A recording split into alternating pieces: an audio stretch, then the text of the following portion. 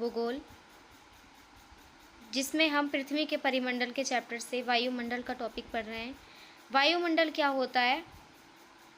ये हमारी जो पृथ्वी होती है चारों ओर से गैसों की एक परत से घिरी हुई होती है, जिसे क्या कहा जाता है? वायुमंडल कहा जाता है। वायु की एक पतली सी परत इस ग्रह को का महत्वपूर्ण एवं अटूट भाग है। जो वायुमंडल की पतली सी परत होती है ना, इस ग्रह का बहुत महत्वपूर्ण एवं अटूट भाग होती है। ये हमें ऐसी वायु प्रदान करती है जिससे हम लोग सांस लेते हैं। ये वायुमंडल हम लोगों को सूर्य की कुछ हानिकारक किरणों से बचाता है। किससे बचाता है भाई? हमें सूर्य की हानिकारक किरणों से बचाता है। वायुमंडल 1600 किलोमीटर की ऊंचाई तक फैला हुआ है। वायुमंडल कहाँ तक फैला हुआ है? 1600 किलोमीटर की ऊंचाई तक फैला हुआ है। वायुमंडल को उसके घटकों, तापमान तथा अन्य के आधार पर 5 परतों में बांटा जाता है। मतलब कि वायुमंडल को ना उसके घटकों, तापमान, इन सब के आधार पर मतलब 5 वर्गों में बांटा जाता है। वो 5 वर्ग कौन कौन से होते हैं? सबसे पहले होता है क्षोभ मंडल, समताप मंडल, मध्य मंडल, आयन मंडल तथा बहीन मंडल कहा जाता है। क्या कहा जाता है? बहीन मंडल। तो ये इनकी 5 परतों के नाम हैं जो कि विशेष विशेष कार्यों के लिए प्रयोग में लाए जाते हैं। जैसे क्षोभ मंडल किस काम में प्रयोग आएगा, इसके लिए मैं आपको अलग से एक वीडियो बनाकर समझाऊंगी। वायुमंडल मुख्यतः ऑक्सीजन एवं नाइट्रोजन का बना है। वायुमंडल किसका बना है? ऑक्सीजन एवं नाइट्रोजन का बना है, जो कि साफ तथा सूक्ष्म हवा का 99% भाग है। जो साफ हवा है ना, सूक्ष्म हवा, उसका कितना प्रतिशत भाग है? 99% भाग है। आयतन के अनुसार नाइट्रोजन 78%, ऑक्सीजन 21% तथा दूसरी गैसें जैसे कार्बन डाइऑक्साइड, आर्गन इत्यादि की मात्रा 1% है। तो इसमें बताया गया है कि जो हम ऑक्सीजन वायुमंडल है उसमें ऑक्सीजन नाइट्रोजन का बना हुआ है। ऑक्सीजन कितनी है?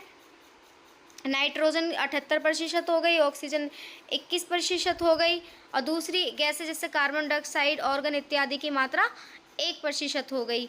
ऑक्सीजन सांस लेने के लिए आवश्यक होता है। ऑक्सीजन किस लिए आवश्यक होता है? कि सांस लेने में बहुत मदद करता है। अगर ऑक्सीजन नहीं होगा तो हम सब जीवित नहीं रह पाएंगे। जबकि नाइट्रोजन प्राणियों की वृद्धि के लिए आवश्यक है। नाइट्रोजन किसके लिए आवश्यक है? प्राणियों की वृद्धियों के लिए, जैसे जीव जंतु हो गए, तो इन सब चीज़ों के लिए। कार्बन डाइऑक्साइड यह भी बहुत कम मात्रा में है। कार्बन डाइऑक्साइड क्या है? बहुत ही कम मात्रा में है, लेकिन ये पृथ्वी के द्वारा छोड़ी गई ऊष्मा को अवशोषित करती है। क्या करती है? पृथ्वी के द्वारा जो ऊष्मा छोड़ी जाती है ना, उसको अवशोषित करती है, जिससे पृथ्वी गर्म रहती है। ये पौधों की वृद्धि के लिए अभी आवश्यक है कि जो पौधे होते हैं ना, उनके लिए भी कार्बन डाइऑक्साइड जो होती है बहुत ही आवश्यक होती है। ऊंचाई के साथ वायुमंडल के घनत्व में विभिन्नता आती है। ऊंचाई के साथ क्या होता है? वायुमंडल के घनत्व में विभिन्नता आती है। जैसे कि आपने सुना भी होगा कि पौधे जो होते हैं कार्बन डाइऑक्साइड लेते हैं और ऑक्सीजन छोड़ते हैं। पौधे नहीं होंगे तो हमें ऑक्सीजन नहीं मिलेगी, और इसलिए ज़्यादा से ज़्यादा लोग पेड़ पौधे लगाते हैं ताकि हमें ऑक्सीजन पर्याप्त मात्रा में मिल सके। तो यह पौधों की वृद्धि के लिए आवश्यक है। यहाँ तक हो गया हमारा। ऊंचाई के साथ वायुमंडल के घनत्व में विभिन्नता आती है, कि ऊंचाई के साथ साथ क्या होता है?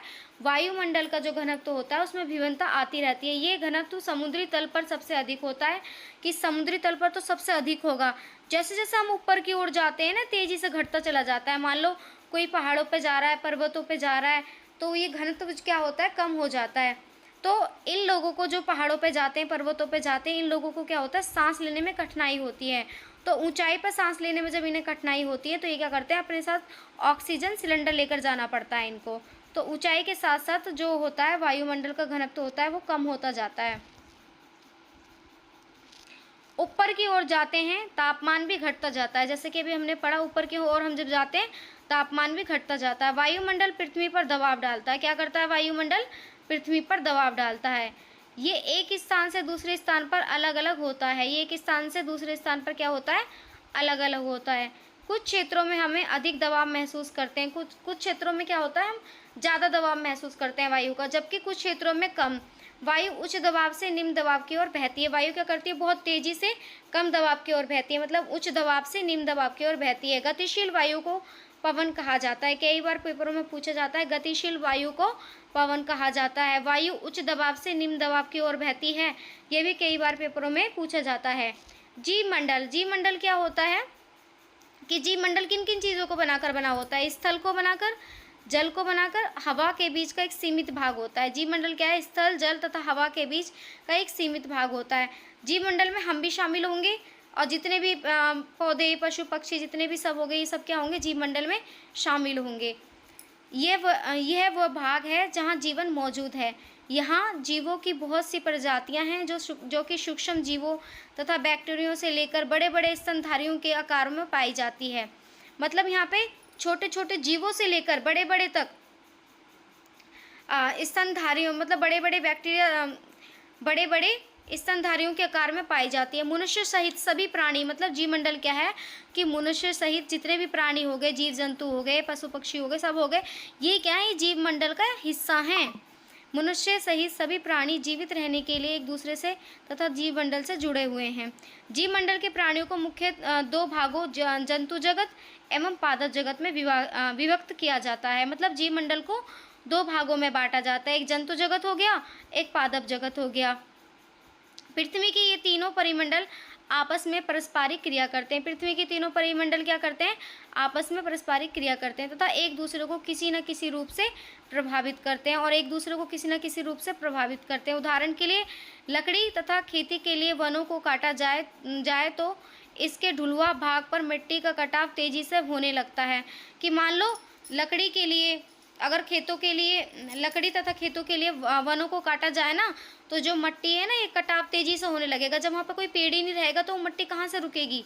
इसी प्रकार प्राकृतिक आपदाएं जैसे भूकंप से पृथ्वी की सतह से परिवर्तन हो जाता है। हाल ही में सुनामी के कारण अंडमान एवं निकोबार द्वीप समूह का कुछ भाग पानी में डूब गया। झीलों तथा नदियों में दूषित पदार्थों के प्रभावित होने से उनका जो जल मानव के इस्तेमाल के लायक नहीं रहा। ये जल दूसरे जीवों को भी नुकसान पहुँचाता है। तो इसमें ये बताया गया है कि प्रकृति मतलब जो परिमंडल होता है ना, ये क्या करता है? आपस में पारस्परिक क्रिया करते हैं। इनका जो कार्य होता है ना, किसी न किसी रूप से प्रभावित करता है एक दूसरे के कार्य को। जैसे कि इसमें एग्जाम्पल के थ्रू समझाया गया है कि लकड़ी काटने पर, खेतों के लिए वनों को काटा जाए तो मिट्टी बह जाएगी। जब मिट्टी बह जाएगी तो फिर कहाँ कौन सी खेती होगी? कुछ भी नहीं होगा वहाँ पे। जैसे कि सुनामी के आने के कारण भी कितना नुकसान हो जाता है। फिर झीलों तथा नदियों में दूषित पदार्थ के प्रभावित होने से भी उनका जल मानव के इस्तेमाल के लायक नहीं रहता। ये जल दूसरे जीवों को भी नुकसान पहुंचाता है। तो हमें क्या करना चाहिए? प्रकृति का सदुपयोग करना चाहिए, ना कि दुरुपयोग करना चाहिए।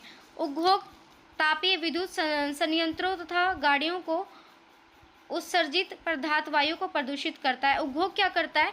जो हम बड़ी बड़ी फैक्ट्रियां खोल लेते हैं, विद्युत संयंत्र हो गए, क्या करते हैं? हमारी जो गाड़ियों का धुआं वगैरह हो गए, ये क्या करते हैं? पर्यावरण को दूषित करते हैं। कार्बन डाइऑक्साइड वायु का एक महत्वपूर्ण घटक है। कार्बन डाइऑक्साइड क्या है? वायु का एक महत्वपूर्ण घटक है। लेकिन कार्बन डाइऑक्साइड की मात्रा में वृद्धि के कारण पृथ्वी के तापमान में वृद्धि हो रही है। लेकिन अगर ये ज़्यादा ही बढ़ जाएगा ना, तो पृथ्वी का तापमान भी बढ़ेगा। इससे भूमंडलीय तापन कहा जाता है। क्या कहा जाता है इसको? भूमंडलीय तापन कहा जाता है। देखो, कार्बन डाइऑक्साइड की मात्रा में वृद्धि को क्या कहा जाता है? कार्बन डाइऑक्साइड की मात्रा में वृद्धि होगी तो पृथ्वी के तापमान में वृद्धि होगी। इसे क्या कहा जाता है? भूमंडलीय तापन कहा जाता है। कई बार पेपरों में पूछा जाता है ये। इसलिए भूमंडल, वायुमंडल तथा जलमंडल के बीच के प्राकृतिक संतुलन को बनाए रखने के लिए पृथ्वी के संसाधनों की सीमित उपयोग की आवश्यकता है। तो इसमें ये समझाने की कोशिश की गई है कि भाई जो भूमंडल, वायुमंडल, जलमंडल के बीच ना हम संतुलन को बनाए रखें, ताकि हमारे प्रकृति के जो संसाधन है ना, वो नष्ट ना हो, बल्कि वो उचित मात्रा में उपयोग की तरह हम उचित मात्रा में उनका उपयोग करें, ताकि वो भविष्य के लिए सुरक्षित रहें और उनका कोई नुकसान ना हो। तो इसमें, इस चैप्टर में हमने यही पढ़ा था, जीवमंडल के बारे में पढ़ा कि जीवमंडल में हम सब प्राणी, जितने भी जीव जंतु हो गए, पादप जगत हो गया, ये सब क्या हैं? ये सब जीवमंडल का ही हिस्सा हो गए। अब वायुमंडल की ओर पढ़ा। वायुमंडल का तापमान ऊपर जाते समय घटता जाता है, तो उस समय हमें किन किन चीज़ों की ज़रूरत पड़ती है। तो हमने ये सब चैप्टरों में पढ़ा। और आपको ये वीडियो कैसी लगी बताना ज़रूर, कमेंट सेक्शन में कमेंट ज़रूर करना और लाइक और सब्सक्राइब करना। धन्यवाद।